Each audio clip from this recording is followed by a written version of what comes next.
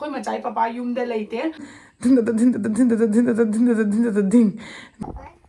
hi mayam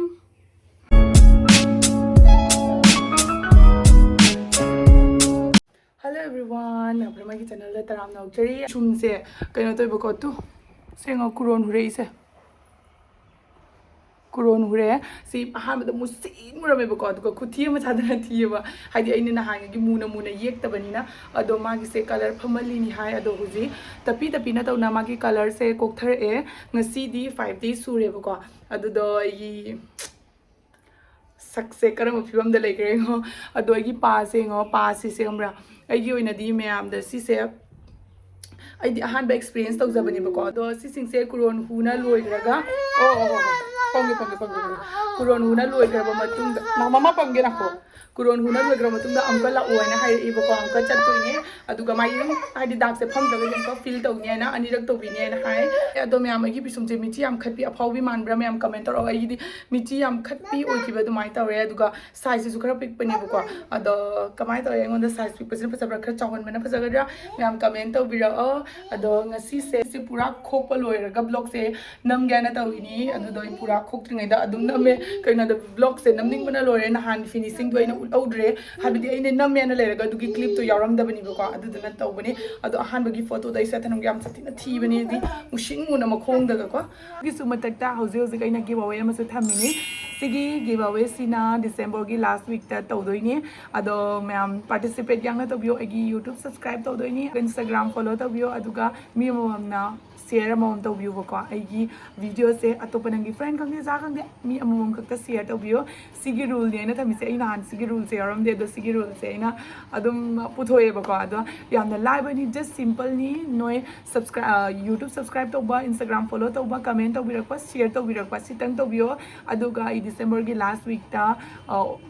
week ta magi final maming do haidorok toini adugi lotari do iduga mayam do ul toini bako adu mayam ayu ji breakfast tab lore baro gi chai nang thong ge toini thongri adu law mayam thok thok no wari su mayam suna rasi khoi macha se olang ne na phi se thre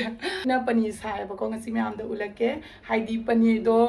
jum da leiba sangong do adu duna pani saba ngambre ngai khitang khangni da imai cha ni cha na be na to ge toini adu mayam do su ulake ka khoi macha se chawra na haibira khoi macha papa yum da leite hauji khoi ano bong from the posting la e ba ko du na si se ko roi thadoni na ngi thadoni abdo audu gi date to makom do fix oi da bini na hai da bini am hai ning mona di loi ba exam da ano bong from da chalaga ano me am explore to do vlog ngai ba lak tai ni adu na me am subscribe to the ngai subscribe to sami yang na ano vlog la kani aduga khang da bang ga me am ai hojik lei se quarter de ni do khoi hojik am ko mu ano ba quarter ma da chat toi ni ado makom da di kadai da na haja surprise na thamage hojik haidok khiroi ge kharani le ga chatlam dai matam do duga oina hairage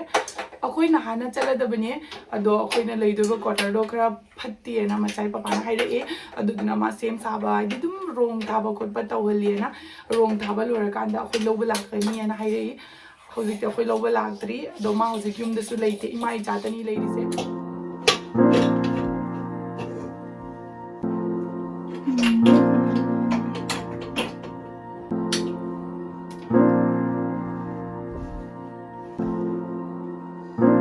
हम साथी ने ली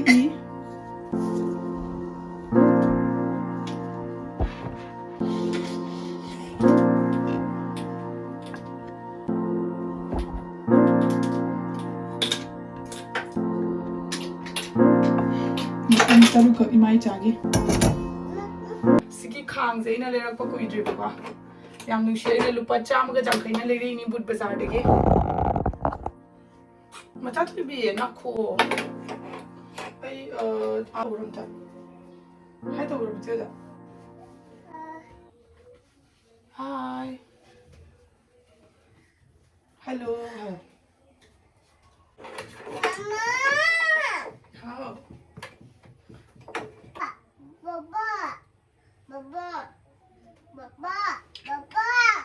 kainu bobo ko jai chi na ko janam ni ba ko ai na dum than da pat le manung nu shin shi bam la e khoi thang na se mo hinjang ha ha yam thong na ba ma le imai cha gi su thong da gani pani thong ba ko mama nu hi mayam hello hi mayam Hi, mayam. Noi chakcharabo. Kadro chongabo. Ha. Maru chongay. Now mama. Kung tanong ko mahapon. Adum chumna dira ka tang hapaga. Ah, mayam sige haba. Kisa thuan.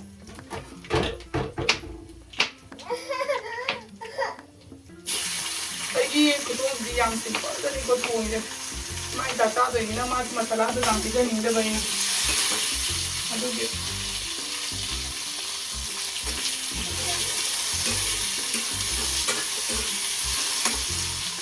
Mamsa ka gaya.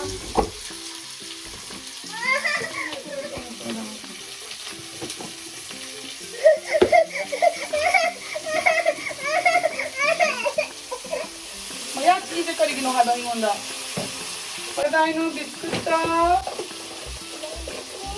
Biscuit to kada biscuit.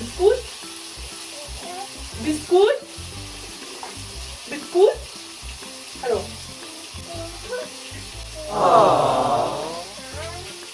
Marol yang ko kali ba ko? Biscuit.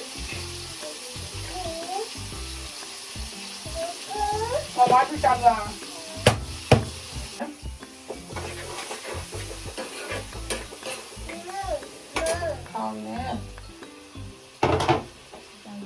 Saya thong betul, malah bang yang hafte betul. Kita ngelau re, jadi mama lobi re, gelas maning ni cak setat tu ini, okay?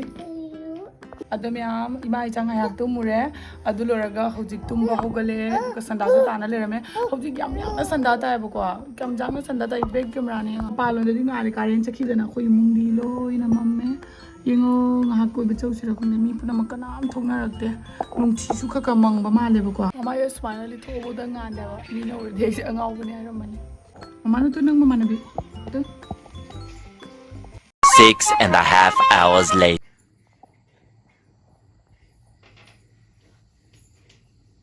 Bacha to bi hai hi hero hi cheche karo cheche karo amta Cice karo cice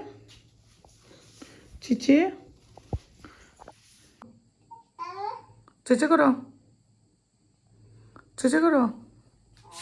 cice high five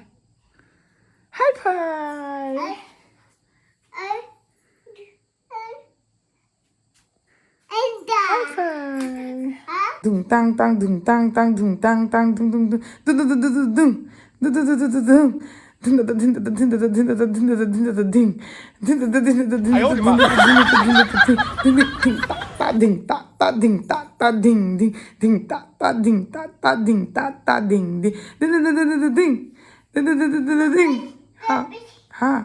Papa karo papa,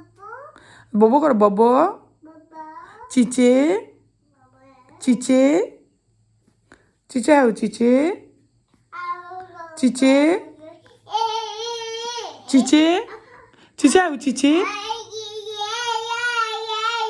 cice hayo cice mayam se ngo mana kangan je je haidokpa hirakpa dagi ne phi sete ba ma se khangau budi seli puri ti lauthokre ado hirakpa dagi loina ne thingai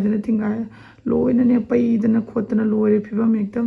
ado mayam ngasi ki video ti sai se galo shinjara ge bo mami che adre tumning mana ngasi ki bye bye